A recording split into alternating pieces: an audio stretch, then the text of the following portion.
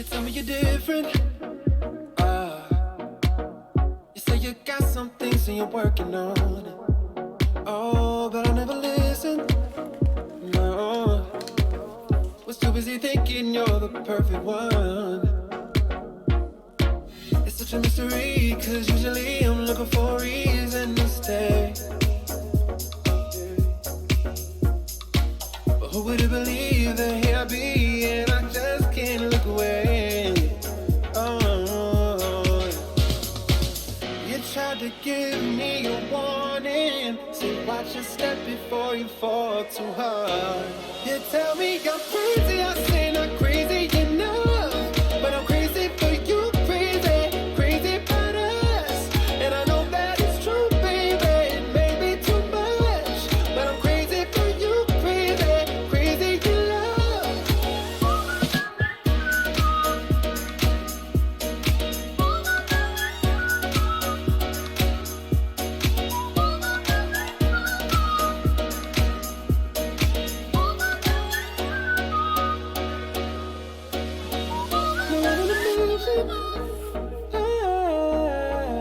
Get up, you're thinking you're alone and now you feel.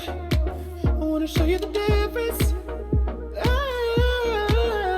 If you let me, I could show you something real. It's such a mystery, cause usually I'm looking for a reason to stay. But who would have believed that here I be and I just can't look away. Oh, you tried to give me a warning. Say watch your step before you fall too hard. You tell me I'm crazy, I say not crazy enough. But I'm crazy for you, crazy about us. And I know that it's true, baby, it may be too much. But I'm crazy for you, crazy in love.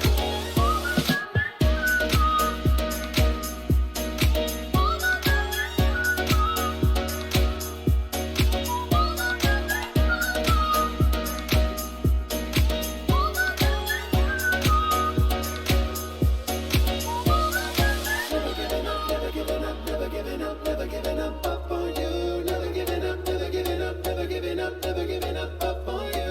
Never giving up up on you. Never giving up up on you. Never giving up. I'm crazy for you. Never giving up on you. You tried to give me a warning. Say watch your step before you fall too hard. You tell me I'm crazy, I say not crazy enough. But I'm crazy for you, crazy about us. And I know that it's true, baby, it may be too much. But I'm crazy for you, crazy in love.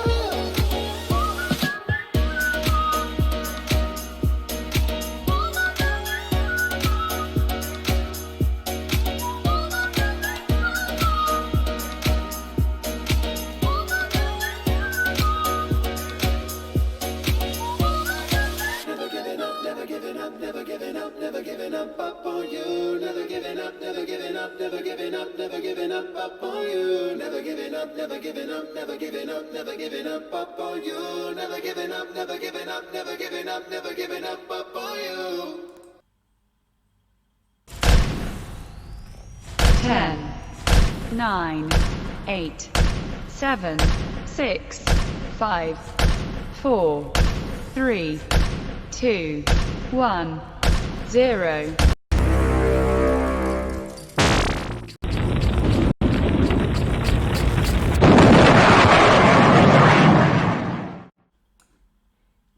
All right. Hello, everybody. And thank you for joining me. That's right. This is Michael Voss, your dragon of the Southern Tier, and this is the Exceptional Conservative Network that we are on. We're happy to have you here with us once again for the show. It's always good to have you here. I appreciate you. I thank you for being our fans and checking us out, whether it's the first time or it's always, whether you're live or seeing us on Facebook or YouTube after the fact. We want to hear from you. Please be involved. I want to hear your voice.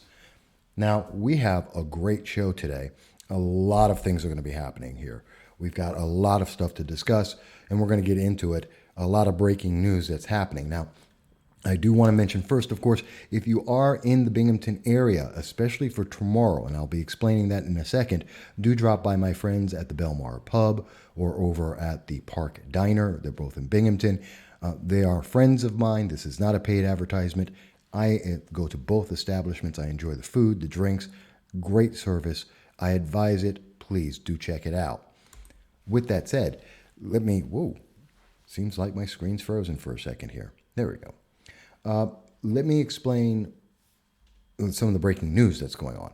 First of all, if you're going to be in the Binghamton area tomorrow, over at SUNY Broome, that is one of the colleges here in the Binghamton, Broome County area, they will be having the Homeless Awareness Sleepout tomorrow. That's right, the Homeless Awareness Sleepout, which will be tomorrow, May 17th. It'll be starting, the event starts before 5 p.m., but it will continue until 8 a.m. on the 18th. Let me explain exactly what that means. The event, and I'll be speaking at the event tomorrow at 4:30 p.m., and I did this in 2018. I was at the event, and some people maybe remember that. It was covered by, this was News 40, I believe, Fox 40 in the region, and we had talked about it. This is to make people aware about homelessness, both for students and for the general population. There are over 1,700 people, as of 2017, over 1,700 people in the southern tier of New York that are homeless. Many of them are students, many of them are families. And that's just huge. There's easily about 300 children that are homeless. And we want to get that down. But many people don't hear about that. They don't know about that. They aren't aware of how big the numbers are. And these are huge numbers. And it really has a big impact on people's lives. And so I had gone there last year, and I had spoken with them, and the students spend an entire evening, they spend the day out in the open air to try and get an understanding of what it is to be homeless. And that's rain or shine, and they go and do that. And it's a great experience for them to understand, to get a taste of the understanding of what it is to be like someone who is homeless for whatever reason, whether it's mental illness, loss of a job, depression. There's so many things that could happen in a person's life that will make them homeless. And as many people may know, I myself have been homeless twice in my life. So I understand very directly what that impact is and how it can affect your life. And that's one of the reasons why I'm speaking at the event tomorrow. And I do advise people, come on down, check this out, be involved, donate to the various charities that will be there to help those who are homeless, because it can happen to any of us. It's happened to many of us. And in your lifetime, it could happen to you or someone that you know and love.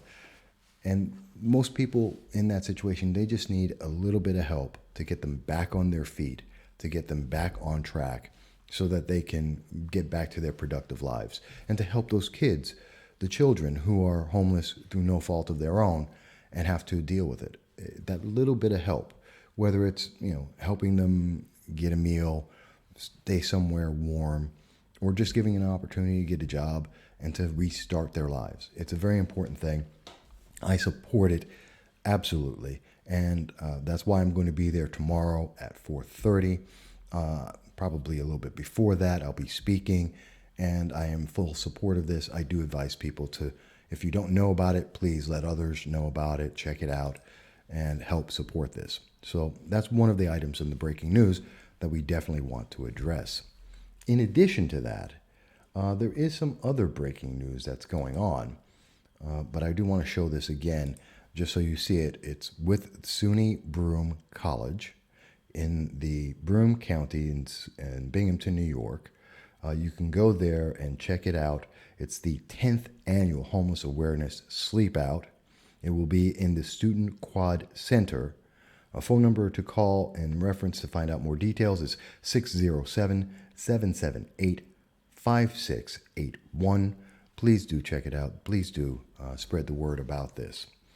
So there's a lot of news that's going on today. And oops, wrong thing. And one of the things that I want to really focus on today, and I'm always listening for your voices, by the way. Please let us know that you're out there. I always check to see who's texting me or on Facebook or on whether it's on Twitter or you're just in the chat room. Let us know what's going on.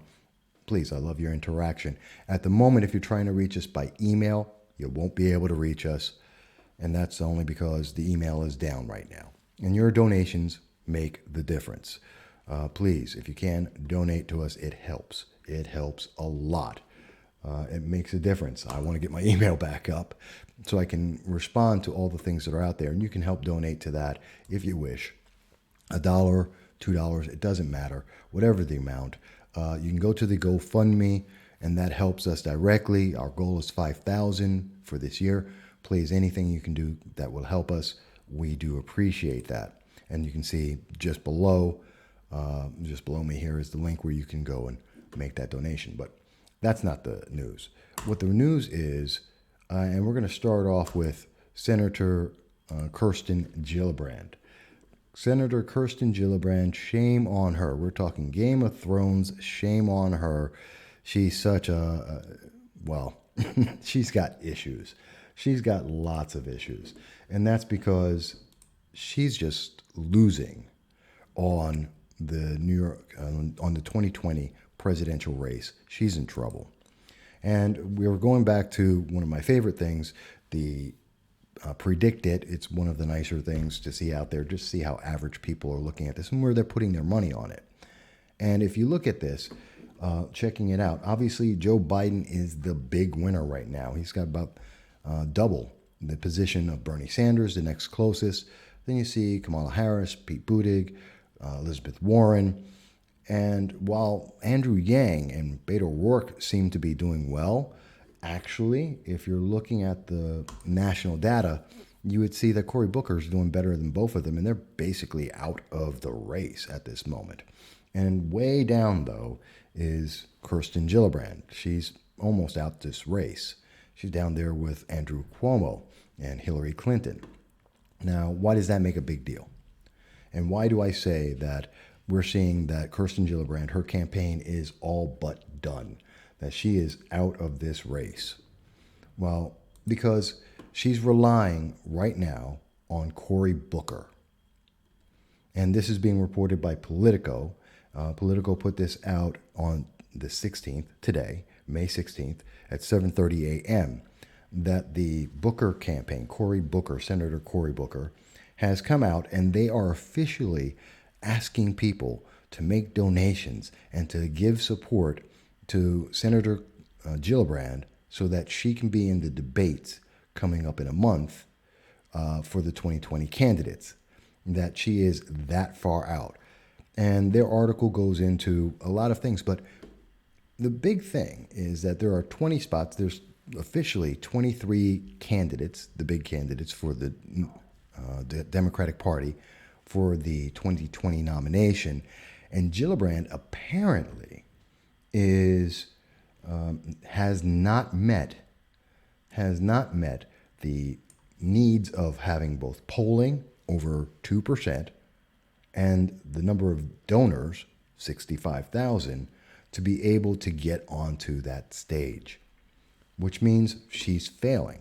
Her campaign is lagging. She's basically done. And she was one of the first ones. I mean, she went out, and I think part of this is the fact that she went out, she lied to New Yorkers. She lied to her constituents, saying that she was going to serve her full 6-year term in the Senate.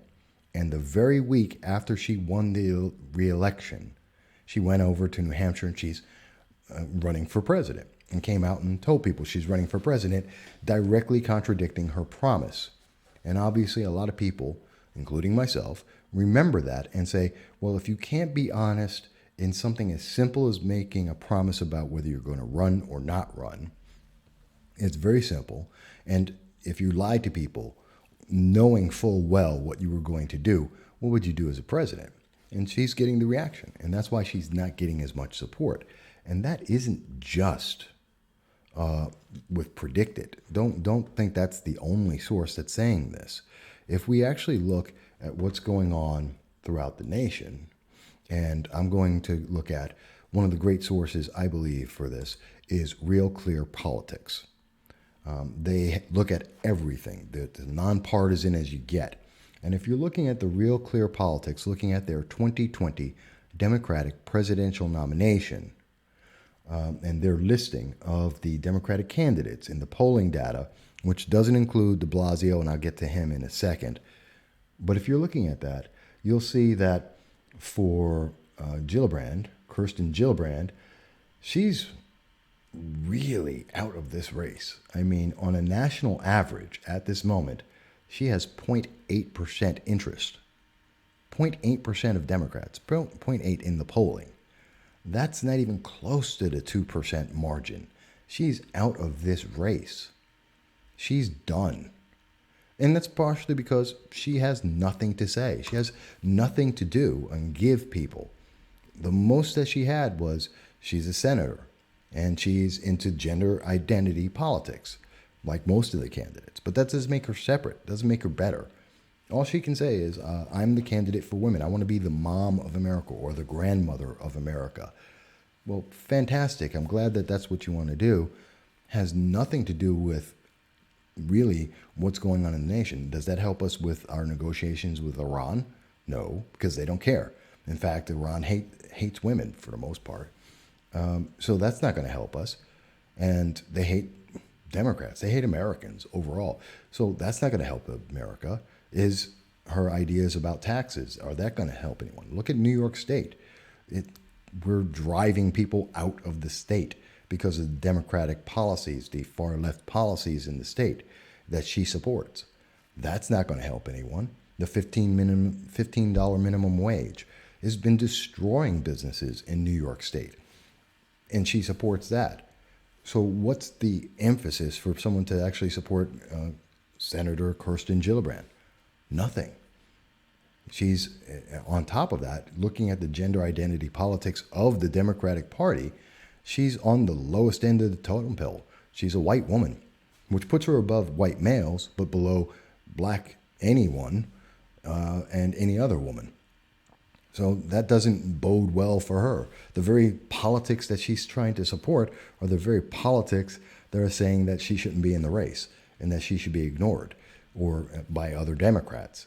This is their policy, their rules, their motivations, and they're telling us that she's not important. And that's why we're seeing, when you look at Real Clear Politics, the average, I mean, even in the very best polls out there, the most she's getting was based on a CNN poll from April 25th. April 25th was the CNN poll, and that only had her at 2%. And she's, in many races and in many polls, she's polling at 0. Maybe 1%. That's no interest. Now, that's kind of interesting because with 23 candidates in this race, I think I understand what the Democratic position, the DNC, the Democratic National Committee, they've already said that they want to move to the left, the far left. They want to become more like Alexandria Ocasio-Cortez. They want to become more like Bernie Sanders. They want to be democratic socialists. So socialism is the big push. And part of that big push is being part of the gender identity politics that doesn't care who you are. It cares about where you fit in that category. So even a yes woman like Senator Kirsten Gillibrand, who just follows the party line politics and is gung-ho for everything in the party, she says yes to everything that's in the Democratic Party, she doesn't get to go anywhere because she's not important. Her category is she's a rich white woman. And so therefore, she really has no importance. This is gender identity politics in action. Even for leaders in the Democratic Party, they're worthless. And they throw people on the side. Now, I think that all these 23 different Democrats, and I've said this before, but I want to get it said again, they're really in the race just to grab money. So they have candidates that are in every little category that they have. Okay, a candidate for the blacks, a candidate for Hispanics, a candidate for if you're gay, a candidate for, well, not yet transgender, but I'm sure that's coming.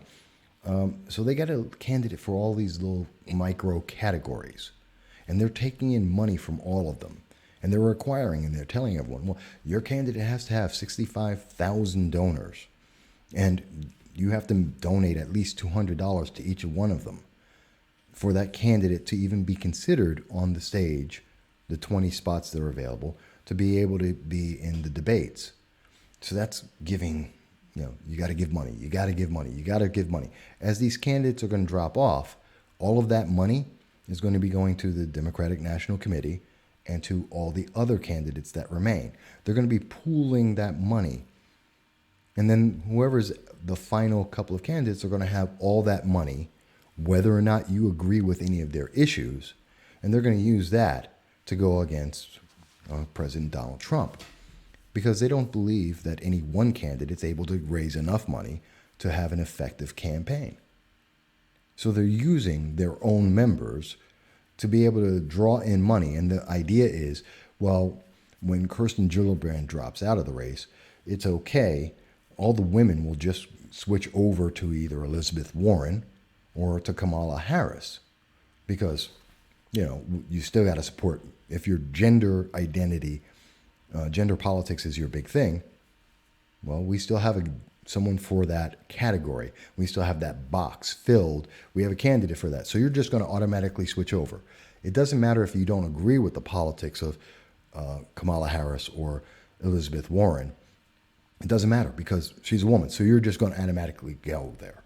And that basically says that the Democratic Party believes that you're a drone and you'll just move to wherever they tell you to. You'll do whatever they say because you have no choice in it. It doesn't matter if you like this candidate or not. You're not voting on them because of that person, their personality and their qualifications. No. You're filling a box. And as long as we have someone for that box, you can go in there. And that's kind of sad. And that's why we're seeing that Cory Booker is out there and he's trying to pump up his numbers, which are not very good. He's right at 2.3%. So he's barely able to get on the stage, although he does have enough both polls and donors to be there. But he's bumping up his numbers by using her. Remember, he's already said that his vice president will be a woman. And he's guaranteed that. And he's looking for the boxes. How many boxes can he fill? Well, he's got the race portion of that identity portion, because he's black. The fact that he's also a self-admitted sexual abuser, he's mentioned this in his own book, how he assaulted a woman sexually. So that's a problem from him. Oops. He's already mentioned that, but he needs more help. Oops, sorry about that. So what does that leave us with? Well, he needs women. He needs a way to get women back on his side. And what better way than to pick on a woman who's failing and needs his support and therefore needs him. She's in his pocket at this point. If he's able to get her onto that stage, she owes him a favor. This is politics in action. This is Democratic politics in action. She owes Cory Booker. If she shows up on that stage, she has to do him a favor. And what better favor than to be his vice president, his vice presidential nominee, and to back him up and to give him the support and give him a few more boxes of support as he goes forward in the nomination. You may disagree, but it seems to make sense to me. It seems to fit everything. Cory Booker isn't doing this because he thinks that Kirsten Gillibrand has something important to say. She's saying the same thing everyone else is saying. He's not saying it because she's particularly great.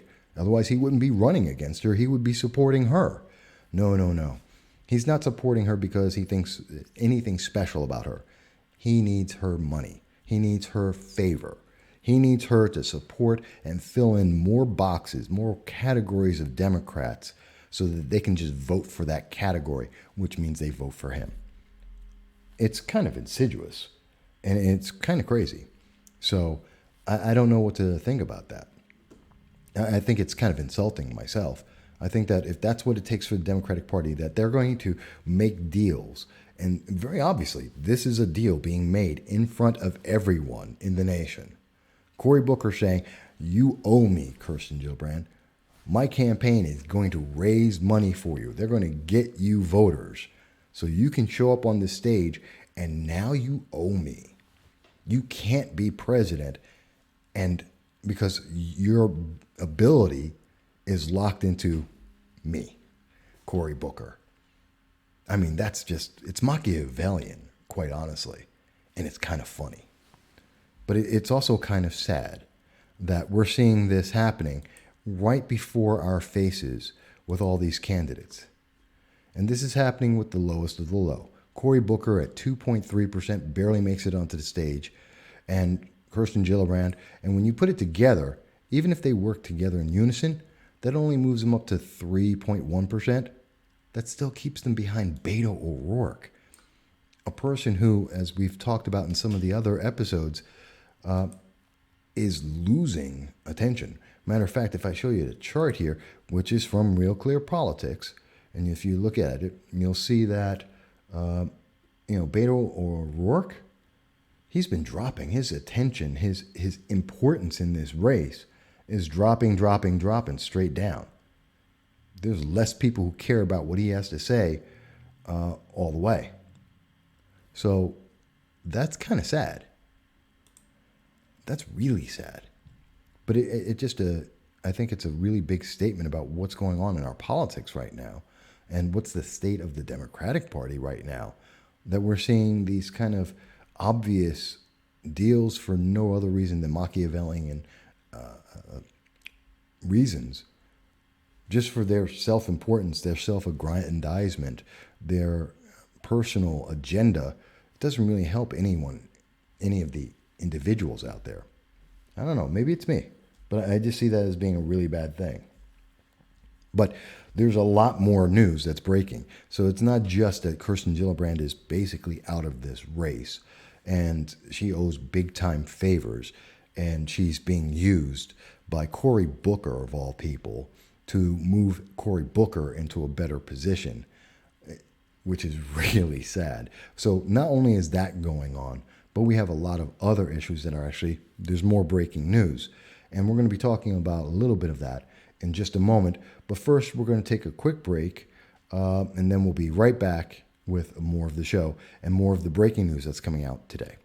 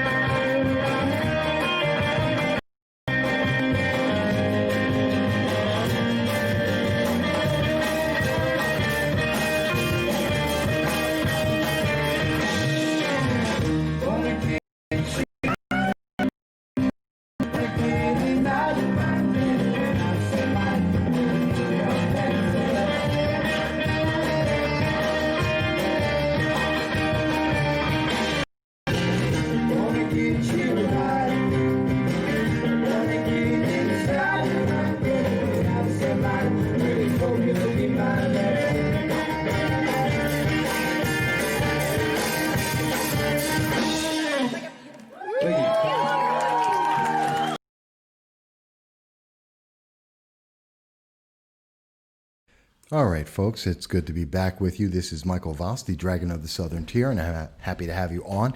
I apologize. It seems the video, a little break there, had some technical glitches, and I apologize for the technical glitches. It does happen from time to time. Technology, what can I say? But that's why I always help. I always ask you, your help makes the difference in everything. That's why we do look forward and hope that you can help us with your donations. Of course, they are always important, whether it's $1, whether it's $2. If it's like some of the people like John Solak or Robert Murphy and Ed Hickey and Jared, who've done such great things to help us out, we advise you, help whatever you can. It all makes a difference, and we do thank you for that. Help us get our email back on, keep the lights on. It all comes from you, and we thank you, and we appreciate whether it's even just liking this, sharing it. It all makes a difference, and we do appreciate it. I also want to take a moment to thank my friends who are over at the Belmar Pub and the Park Diner here in Binghamton. Great establishments. They're great people, and I enjoy being with them all the time. I love their establishments, and I advise you, check it out. Those are friends of mine. That's not a paid advertisement. I just enjoy them, and I think you will too. But as I promised before the break, there is breaking news coming out. Besides the fact that we've seen that Kirsten Gillibrand is about to get out of the race, she's basically done because she needs the help of Cory Booker, her competitor, to even be in the race, which is just pure Machiavellian politics going on. I think all the poli-sci students should be checking this out. It's so incredible. But beyond that, let's look at what else is going on here. Beyond the fact that there's the SUNY Broome homeless awareness event tomorrow at 4:30 that I'll be speaking at. I advise you to come down, check it out, look on in the news for it. But no, there's more news that's coming out right now, and that is that we're going to see Bill de Blasio is now a candidate for the for the 2020 presidential race. That's right. The mayor of New York City is now in the race. Bill de Blasio himself. Wow. That's just amazing to me. And I have to tell you, it's amazing because look at what the New York Post has to say about it. The news just came out 5 hours ago. And already the New York Post put it out, de Blasio runs for president, and everyone is laughing. That's what the New York Post has to say about it on their front page on their late city final edition. Right after the news came out that Bill de Blasio wants to run for the 2020 presidential race. President Trump has already said that this is a joke, and I have to tell you, it really is. What does Bill de Blasio bring to the 2020 race that doesn't already exist? We know that what he does bring is he is another old white man. That is a fact. He is another old white man in the race. So that's wonderful news, right? If you really care about the gender and identity politics, he's a rich old white man, which according to gender identity politics is the worst thing you could possibly have, running the Democratic Party or being a president. And yet that's exactly what he is, and that's what he's offering. So that's got to be depressing to a lot of Democrats, I would think. And when you look at this, would that put him up there with Biden and Bernie Sanders, two other old white men that are leading the party right now? Biden in particular by double. Bernie Sanders, his next closest choice, and almost 4 times as much as Warren or anyone else in the race. It kind of says a lot about what's going on in Democratic politics right now. And I look at Biden, when I look at de Blasio and this news announcement, I have to agree with the New York Post. They got it right. This is a joke. This is a major joke. And you say to yourself, well, Mike, why is it a joke? What's so funny about this? Well, if you happen to look at Quinnipiac, the polling for the Quinnipiac poll, they do polls, national polls about races and all the major issues that are affecting not just New York State, but the nation as a total, and how New York State is reacting to that. Well, if you look at the most recent polling from April 3rd of 2019, the Quinnipiac poll asked New Yorkers, would you like to see Bill de Blasio run for president in 2020 or not? That was the question they asked. And the answer was 76% of New York said no. They don't want Bill de Blasio running in the race, that they didn't like Bill de Blasio. Only 18% said yes. And that's 21%. Only 21% of Democrats said that they think that Bill de Blasio would be a good choice. That's horrible. And it gets even worse. If you're looking at just in New York City, only 27% of the Bronx, 15% of Brooklyn, 14% of Manhattan, 20% of Queens, 13% of Staten Island. That's all that said yes, they think that Bill de Blasio is a good choice. I mean, it's 70% across the board or worse that say no, Bill de Blasio is just not a good choice for the 2020 presidential election. If you're looking at the question, they also asked, would Bill de Blasio, mayor of New York, be a good thing for New York City? Would it even be good just on the city level? Just on the city level. And the answer that they got back about that was 41% said no. 43%. Just in the Bronx alone. But in the city, 47% said no, this would be bad.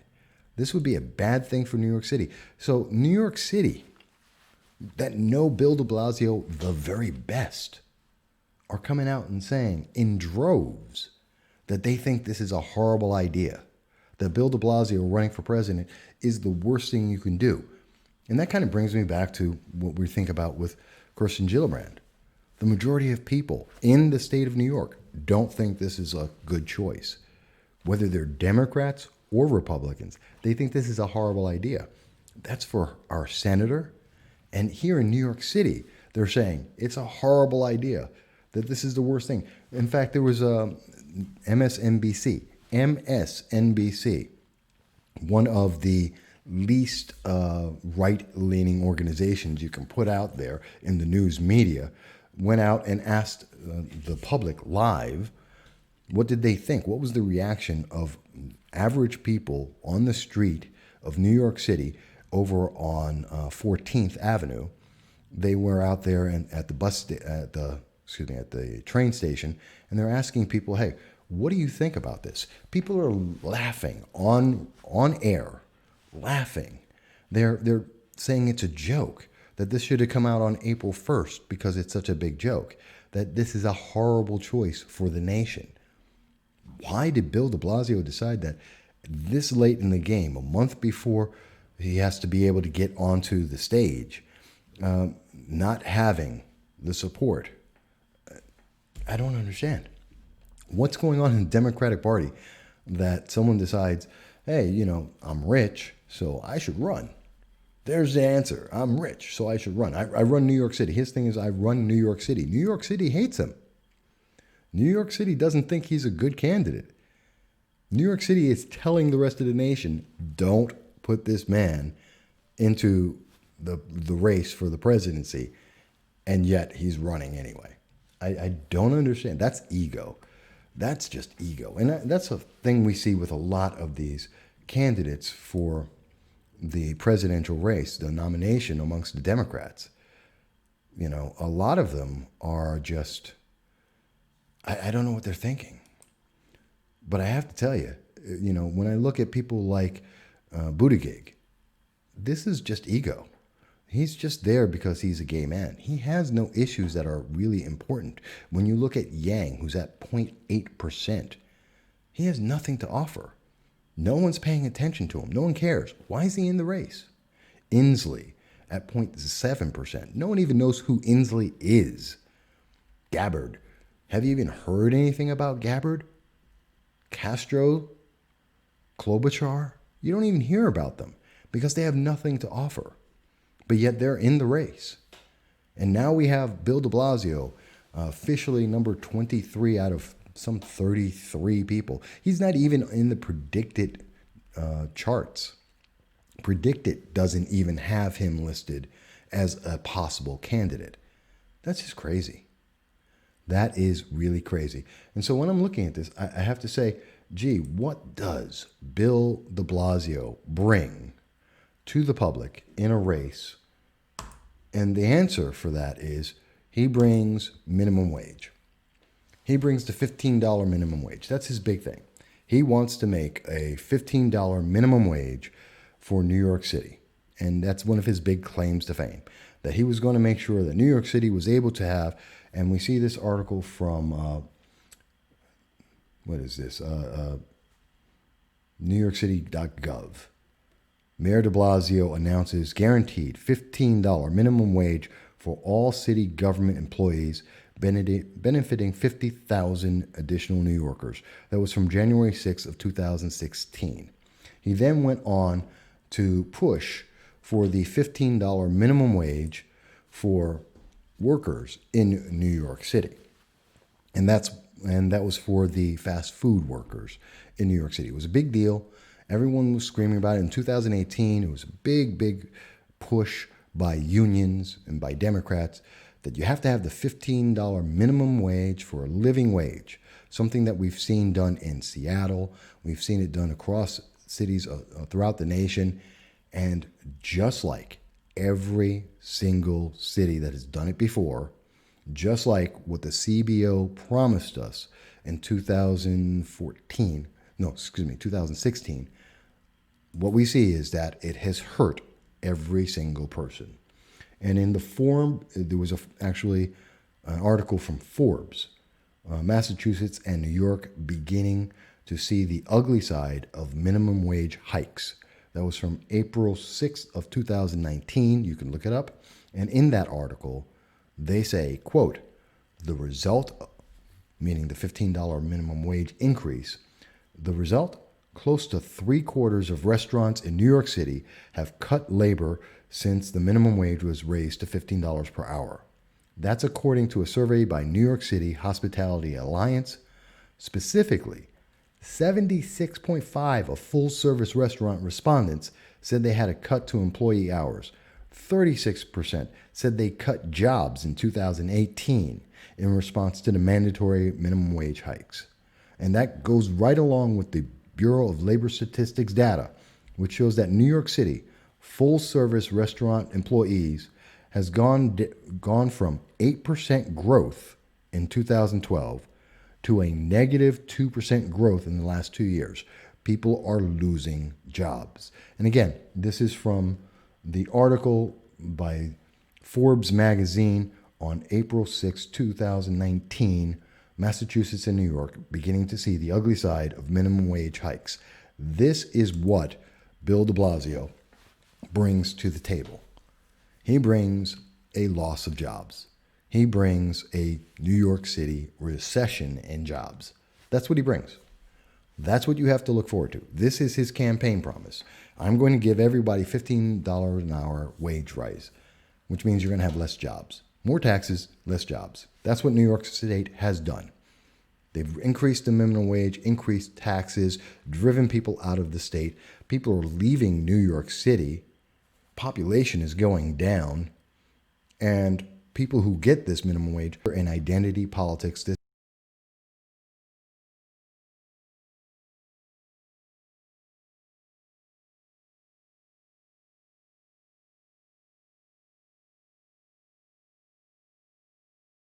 This This is what you get from social justice. This is what you get from political correctness. Political correctness brings you a loss of jobs. And this is what we see.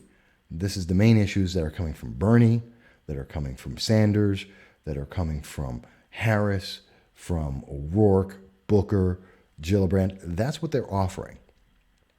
And realistically, most of the nation doesn't want it. Most of the nation does not want to be democratic socialists. It's just not. Oops. Sorry. Whoop.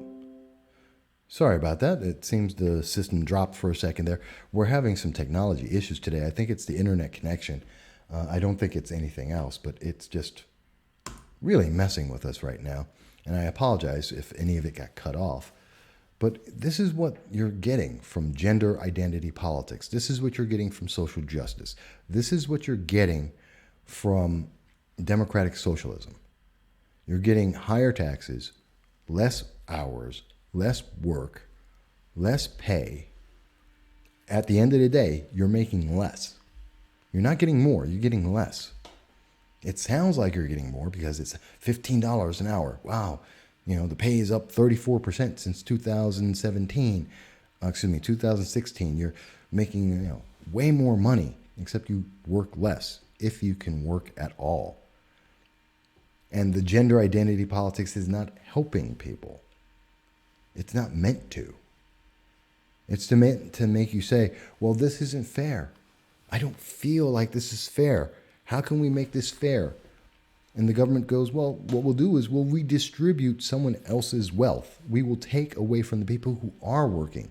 We will take away from people who are making money and actually living, and we'll give it to people who can't, so that you're dependent on the government for your livelihood, so that you can't vote them out of office because they're the only ones who are giving you the money to be able to live.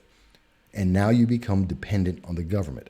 It is basically going back to the old peasant days of the Middle Ages, where the political elites are quasi-nobles and everyone else are peasants.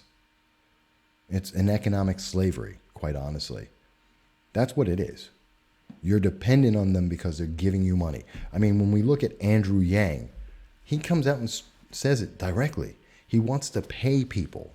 We heard it from in December of 2018. We heard it from Kamala Harris, Senator Kamala Harris directly herself.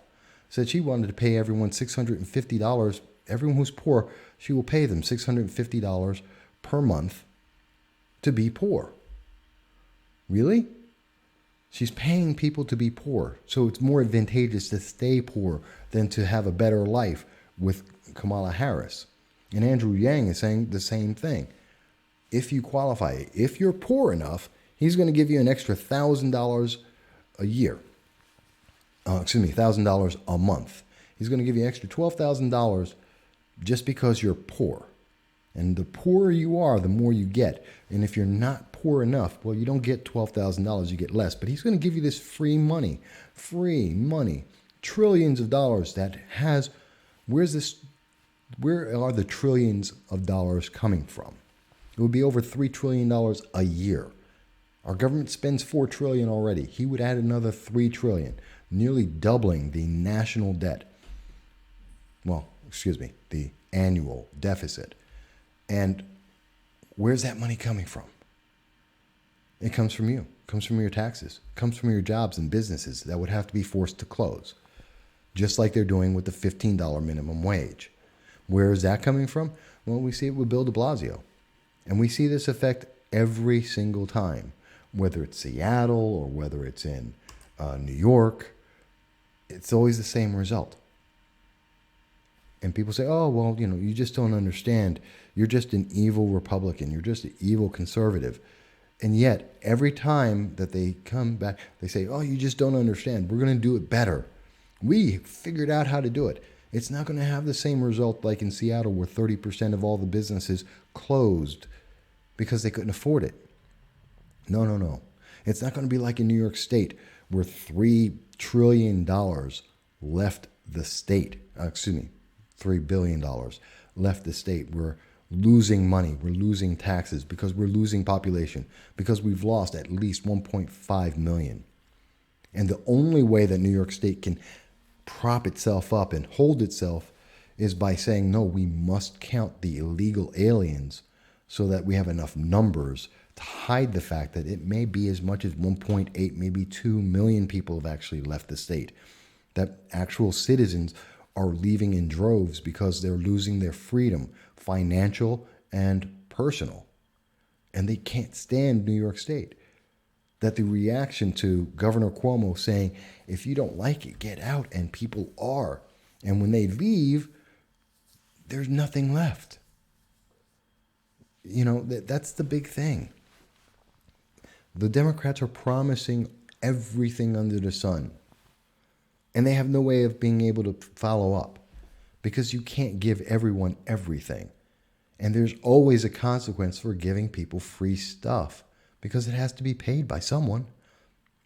And now Bill de Blasio's in the race to promise more free stuff. He's right there with Andrew Yang. He's right there with Kamala Harris. He's right there with the gender and identity politics, the democratic socialism of Alexandria Ocasio-Cortez and Bernie Sanders. And none of them have a movement that's actually, the mainstream doesn't really believe in this. We see that in poll after poll. When we ask people about these questions honestly and tell them, what does it actually cost? Yeah, it sounds great. Free stuff's great. By the way, you're going to pay for it.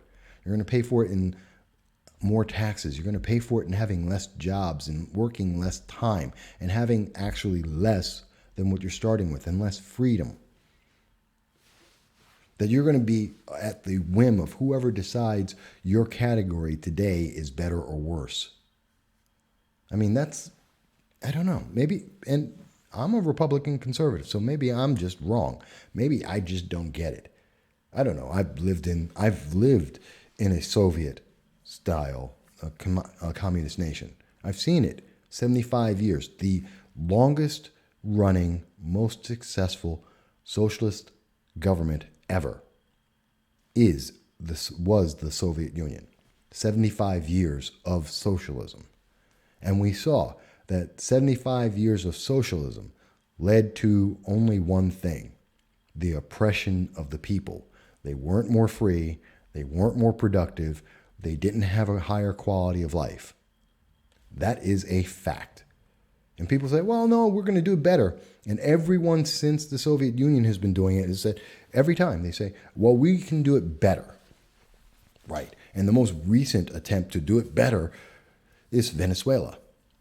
And Venezuela is running its own citizens over. It's shooting its own citizens in cold blood because they don't have any rights, because they don't have any jobs, because they don't have any economy. And everyone is running from Venezuela. And when they run from Venezuela, where do they run to? They run to America.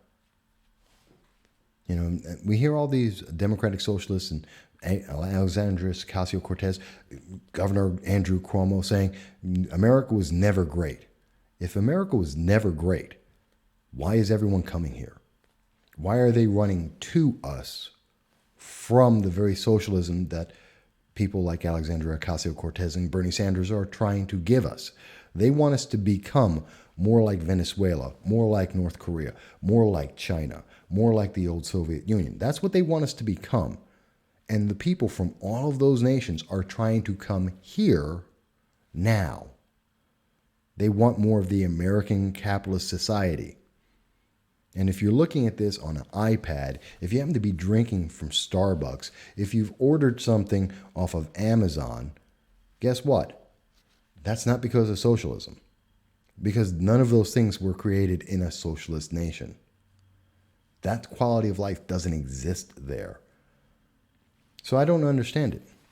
And I don't understand how Bill de Blasio thinks he's going to do well. But I would love to hear from any of the Democrats out there, any of the progressives, the political progressive leaders of tomorrow, the Citizen Action, the Antifas. Please tell me how you think this is actually going to make things better. I wish Alexandria Ocasio-Cortez could tell us how it's going to be better.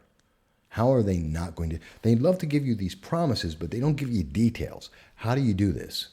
How's it going to happen?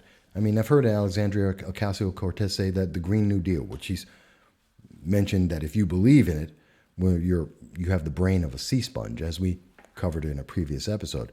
That's her direct quote. She has said, if you believe in the Green New Deal, if you believe that the world's going to end in 12 years, unless there is the entire change of global warming and climate change, we have to change that. That has to be the focus of the entire world.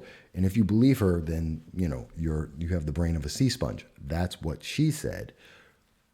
I have to say, really, guys, how do you do that? And she doesn't have an answer except print money, turn the nation to the Weimar Republic. Look it up if you don't know what it is. But turn it into the Weimar Republic and make the money worthless. Destroy the economy of the United States. Just like Bill de Blasio is doing with a $15 minimum wage. Just like Andrew Yang and Kamala Harris are promoting by just giving away, $15 minimum wage. Just like Governor Cuomo has been advocating, like Kirsten Gillibrand and Elizabeth Warren. I don't get this. I don't understand how the Democratic Party looks for these things and says, hey, this is the best answer we could possibly give you. The best option we can give you is to give up on all of the capitalism, give up all of the democracy, give up your freedom, and just be an economic slave to the state. And let the government have all the power, because the government's going to take care of you until the day that it doesn't. I don't understand that. How can that be appealing? Has our education system gone down that low? When we are watching people, literally 76% of New York are saying, do not support this man running for president, and he believes that because he's such a socialist, that he's so in love with giving people free stuff, quote unquote, that he is an excellent choice for president, that because he has enough money to sell his slogan and to put out TV ads, that he's going to do well. I don't understand it.